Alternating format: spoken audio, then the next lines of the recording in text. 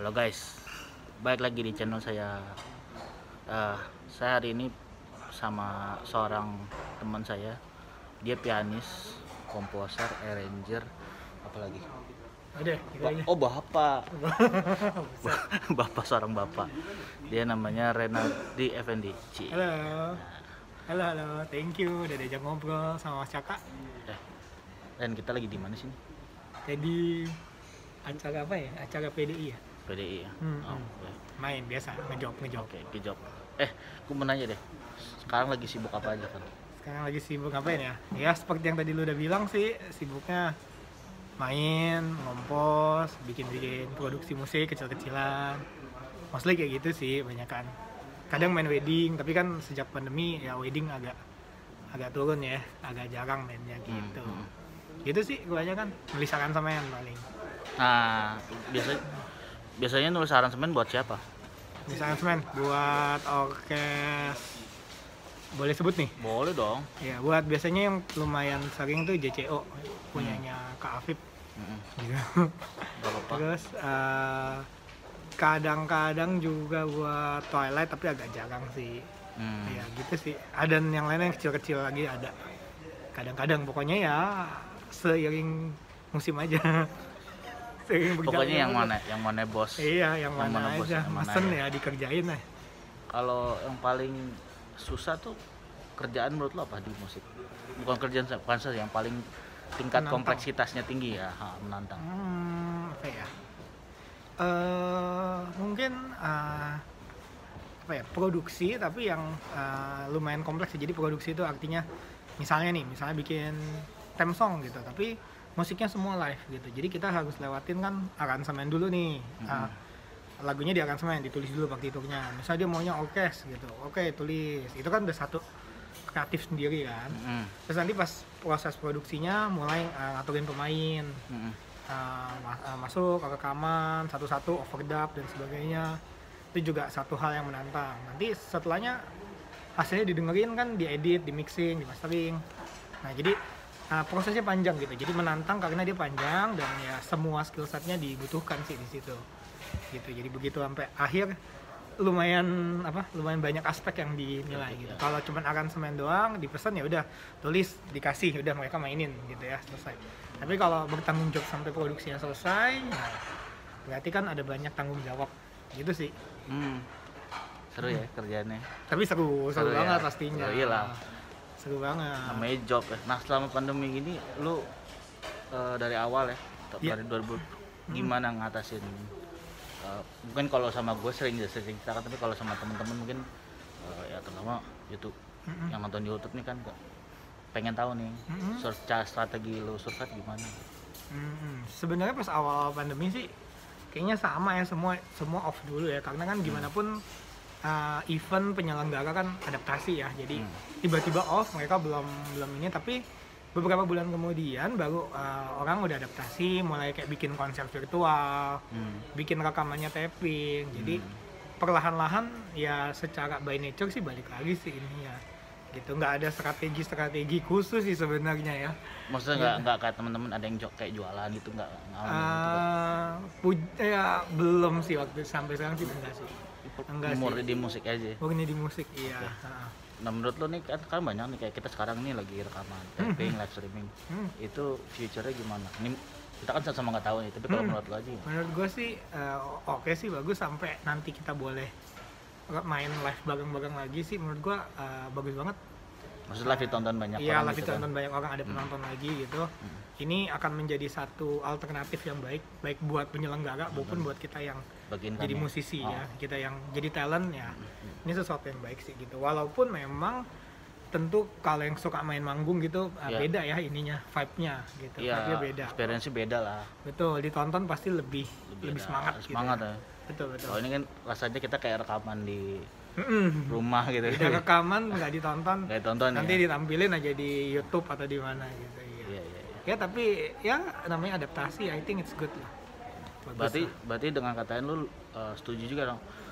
Masih adalah temen seorang musisi yang bilang musik itu nggak bisa digantiin, kalau main musik itu nggak bisa digantiin sama kegiatan lain sebetulnya. Main musik itu nggak bisa digantiin sama Kegiatan misalnya kayak gini, kalau main kan banyak ya live streaming segala macam, iya main juga sih sebetulnya, tapi secara experience-nya memang nggak bisa. Memang beda ya, memang beda pastinya. Iya. Oke. Gitu sih. Seru ya. Udah lama sih pengen nanyain lo sama terus masuk ke sini gitu. Iya. Oke. Gue lupa pengen nanya apa lagi tadi. Cut dulu aja. Nggak apa-apa, nih ada musik Sunda di belakang, kena copyright nggak apa-apa, nggak dimonetize. Asik. Tadi kan kita lanjut ya. Lu Iya. kan murni main musik. Betul. Selain perform atau rekaman kayak gini ngapain aja? Ada ngajak juga sih. Bikin apa, sekolah atau? Enggak sih, cuman privat aja. Privat? Ngajaknya iya ngajak privat kayak pada umumnya. Cuman gue spesifikasinya lumayan khusus, jadi ngajaknya tuh teori musik gitu. Emang Teori. dari kuliah sih kebetulan suka banget sama teori musik gitu. Which is kan sama komposisi juga nyambung gitu. Jadi sampai sekarang senangnya juga ngajarnya ya dapat murid juga yang belajarnya komposisi, teori, orkestrasi gitu. Nah, jadi syukurnya walaupun kena pandemi dan pengajaran mostly dilakukan secara online, tapi cukup bisa berjalan karena kan sifatnya teori. Iya. Gitu. Jadi slides materi-materi tetap bisa diberikan. Nggak masalah ya sebenarnya. Iya, Dan tetap cukup. jadi kayak apa yang lu kuasain, ahli gitu, lu ajarin juga. Jadi secara nggak langsung lu ngasah itu terus-terusan ya. Betul. Iya kan? Iya, betul. Keren sih. Kayak gitu. Banyak nggak muridnya? Ya ada aja lah. Nggak enak ya? Ya ada aja lah. Gak taunya puluhan. Muridnya datang dan pergi lah. Standar ya? Oh iya, gue mau ngomong. Iya tuh. Jadi di kelas-kelas yang teori gini ada beberapa yang gue coba bikin nggak yang kayak Reguler, zaman dulu terus les sampai dia bosan. Jadi memang rentannya mungkin kayak misalnya gue bikin terms yang 8 bulan atau yang mungkin maksimal 2 tahun gitu. Jadi dia tahu dia lesnya nggak selamanya gitu. Minimal berapa bulan? Sejauh ini 8 bulan sih. Wah, hebat juga 8 bulan. Iya, jadi memang udah di set 8 bulan materinya ini gitu. Iya, ya maksudnya lu kayak ya kalau kita ke sekolah kan kurikulum. Iya. Ini kayak lesson plan-nya 8 bulan. 8 bulan. Supaya dia juga nggak yang kayak les terus-terusan terus ya. Jadi dia ada punya target, punya tujuan, dan dikasih tahu nih setelah 8 bulan lu bisa ngapain gitu. Ngambil les ini setelah 8 bulan lu bisa ngapain. Iya. Gitu Jadi sih. goalnya udah lu set. Terserah lu mau nyampe atau enggak. Ya, ada yang tipenya kayak Ini gitu. sekian jenjangnya tuh 8 bulan minimal lu ke situ gitu. Ya. Jadi lu yang bikinin goalnya. Ya, gue bikinin goalnya udah ada. Nah, apa sih namanya, silabus. Menarik. Nah, soal tadi lu bilang apa? On and off gitu, apa? Putus sambung orang. Oh, orangnya iya datang dan pergi Itu dong. datang dan pergi ya. Iya Itu- dong, pasti. Kan itu- udah 8 bulan dia pasti stop gitu kan. Stop. Nanti berarti ada yang baru lagi. Itu sih. Ada batch baru. Berarti hampir sama ya, kalau ngajar privat tuh memang banyak orang yang lebih ke komitmennya segini aja. Dan it's gitu. okay. Tapi itu oke ya. Oke, itu nggak masalah sih. Oke. Menarik kan, ada dangdut di belakang, gila loh. Dangdutan dulu ya, dangdutan. Nanti lanjut lagi. Ini bagus nih, tadi lu nggak sengaja nyeletuk. Kalau Apa? soal job, nerima job. Ya. Kalau lu gimana? Kalau gue nerima job, karena gue full time, makanya di musik maksudnya full timer ya. Hidup gue di musik 100% gitu ya, nggak jualan, nggak ada income gue di musik. Jadi gue punya prinsip nggak pernah nolak job gitu. Sebisa mungkin nggak nolak job. Ya kecuali misalnya job main dua-duanya dan bentrok ke tanggalnya ya. Ya itu kan di luar kuasa. Tapi kalau misalnya kebetulan job-job gue banyak yang kayak bikin aransemen, which is gue bisa lakukan itu kapan aja.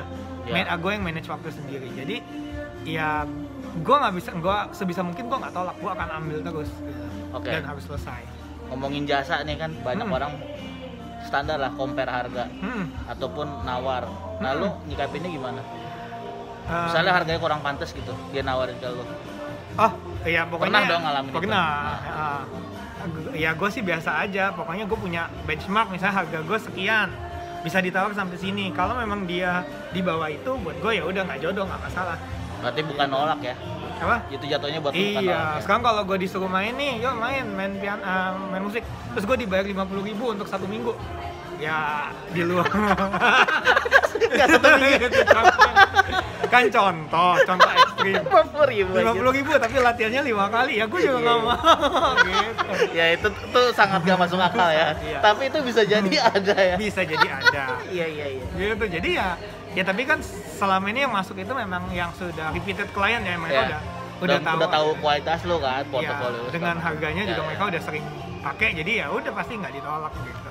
Kalau rekaman biasanya di mana? Di rumah? Rekaman apa nih? Rekaman vokal deh, contohnya vokal. Kalau vokal gue ada studio temen, jadi kalau temen punya studio aja.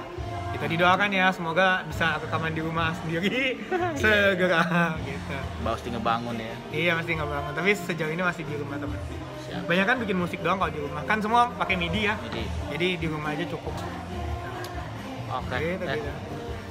Nah, Tadi ngomongin soal apa ya? Males. males. Musisi yang males apa ya? Ah. Tadi lu sempet ngomong lucu tuh. Apa? Ngeluh. Iya, musisi kan kita kan kadang suka ngeluh apa? Biasanya Kurang. musik ini susah dinikmatin sama pasarnya sempit. Niche market. Niche Oke. market, iya. Buat gua sih pasar sempit itu ya bukan jadi alasan ya gitu. Jadi ya pokoknya kalau kita punya masalah kita harus biasain untuk mecahin, cari solusi bukan cari alasannya gitu. Jadi yang dicari solusinya gitu. Jadi kalau pasarnya sempit gimana nih gitu, bisa macam-macam. Dan jangan ada kalau bisa jangan ada hal yang bikin kita apa ya beralasan gitu. Jangan Iya. ada yang menghalangi kita dari mimpi kita. Misal kita mimpi mau jadi apa artis gitu ya, bikin lagu aja gitu, nggak masalah. Lagunya jelek nggak apa-apa, bikin aja dulu. Bikin 1 jelek, 2 jelek, 3 jelek, evaluasi dong kenapa jelek gitu. Lama-lama makin bikin makin bagus dong. Oh kemarin gue bikin progresinya nggak terlalu bagus nih gitu, besok dibenerin. Oh liriknya nggak catchy nih, dibenerin gitu. Masa udah bikin 100 lagu pasti lagunya terlalu bagus Asik. gitu ya kan, ya kayak gitu sih. Thanks tipsnya nih. Teman-teman jangan lupa subscribe channel ini, follow juga Instagramnya Renaldi Effendi, ntar ada di description. Siap. Thank you banget. Thank you Mas Caka udah ngajak ngobrol, seru-seru banget. Lumayan banget ini. Sangat apa sih? Daging semua. Aduh. Thank you ya. Thank you, Ya. mantap.